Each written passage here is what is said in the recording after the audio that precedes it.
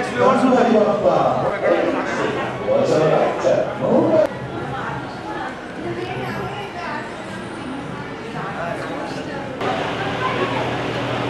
महाराज की गणेश महाराज की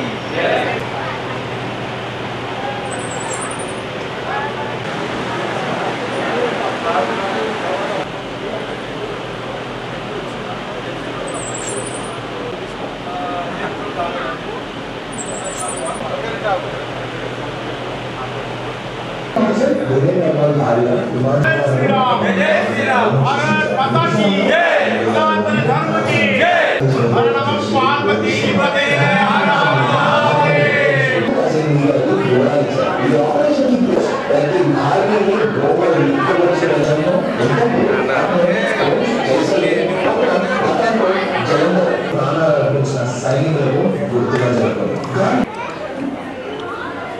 गणेश महाराज की जय।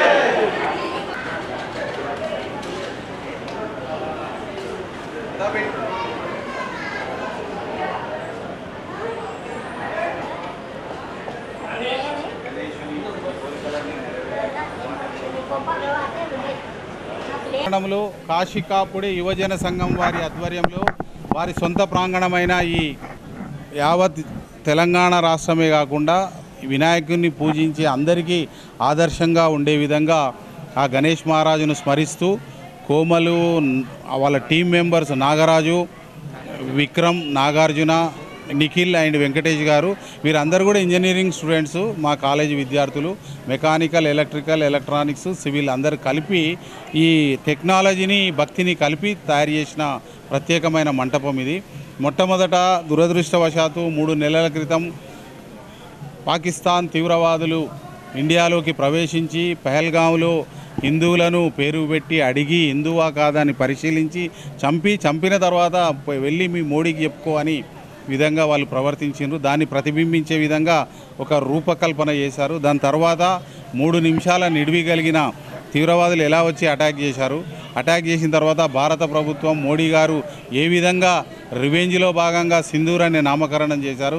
నామకరణం చేసిన తర్వాత ఇది 3 మహిళలు మొత్తం ఫోర్స్ వెళ్ళి అక్కడ పాకిస్తాన్లో ఉన్న ఈ ఉగ్రవాద శిబిరాలను ఎలా నాశనం చేశారు అది చూపించి, దాని తర్వాత ముఖ్యమైన ఘట్టం వినాయకుడే తన స్వచేతులతో ఏదైతే సింధూర్ అని మనకు ఆ మిషన్ ఏర్పాటు చేసినో వినాయకుడే మన నుదుట సింధూరం రుద్దుతున్నారు. దానికి టెక్నాలజీ చాలా అవసరం వచ్చింది. చేయి లేవడము, సింధూరం మనకు తగలడము, బొట్టు దేవుడే పెట్టడం ఇవన్నీ కూడా వాళ్ళు నిర్మించింది. మళ్ళీ బయటికి వచ్చినాక బ్రహ్మోస్, అదేవిధంగా S-400 క్షిపణులను, అంటే టోటల్ దేశభక్తికి సంబంధించింది. ఇప్పుడు ధర్మం ఎట్లుంది సార్ అంటే ఇండియాలోనే హిందువులకు రక్షణ లేకపోతే ప్రపంచంలో ఏడలేదు. ఏకైక హిందూ దేశం. మనను మనం పరిరక్షించుకోవాలి, మన ధర్మాన్ని రక్షించుకోవాలి, దేశాన్ని రక్షించుకోవాలి. రాబోయే రోజుల్లో ధైర్యంగా ఉండాలి అంటే ఇలాంటి ఐక్యమత్యంగా ఉండాలి. ఎవరు ముందుకొచ్చి ఇలాంటి కార్యక్రమాలు చేసినా హర్షించాలి. ఇంకొక ముఖ్య వారిని అభినందించేది ఏంటంటే ఈ కాశికాపుడి యువజన సంఘం తరఫున ఇంతవరకు పక్కలున్న షాపు దగ్గర కూడా 10 రూపాయలు అడగలేదు. చందాలు అడగకుండా, ఎవరిని దేహి అనకుండా వాళ్ళు వ్యాపార కుటుంబాలు. ముత్యాల చంద్రయ్య గారు అంటే మహబూబ్నగర్లో ప్రముఖ వ్యాపారవేత్త. ఒకప్పుడు ప్రకాష్ అన్న గురించి అందరికీ తెలుసు. ఇక్కడ ప్రతి ఒక్కరూ స్వశక్తితో వ్యాపారాలు చేసి ఎదిగిన వాళ్ళే. వాళ్ళు ఎవరిని చందాలు అడగకుండా, ఇది కూడా ఒక ఆదర్శం. ఎందుకంటే చాలామంది వినాయకులు అంటే ఏముందబ్బా యువకులందరూ కలిసి బయట చందాలు అంటారు. ఆ సంస్కృతిని కూడా వాళ్ళు పక్కకు పెట్టి సొంత డబ్బులతో చేసిండ్రు.